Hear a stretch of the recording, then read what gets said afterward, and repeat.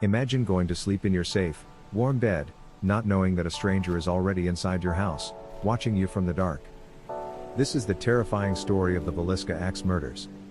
On a quiet summer night in 1912, in the small town of Villisca, Iowa, the Moore family and two young guests were sound asleep. Josiah Moore, his wife, their 4 children, and 2 neighbor girls had returned from a church event around 10 p.m. They locked the doors and went to bed. But they didn't know that someone had entered the house earlier in the day and was hiding in the attic, waiting for them to fall asleep. Sometime after midnight, the killer crept down the stairs. He didn't use a gun or a knife. He picked up an oil lamp from the dresser and removed the glass chimney so it would burn very dimly. In the other hand, he held an axe belonging to Josiah Moore.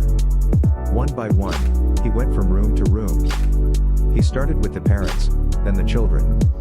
He covered their faces with clothes and bed sheets after striking them. The most chilling part?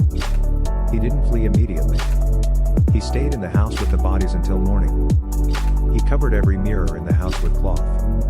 He even placed a plate of food and a bowl of water on the kitchen table, as if he had eaten a meal.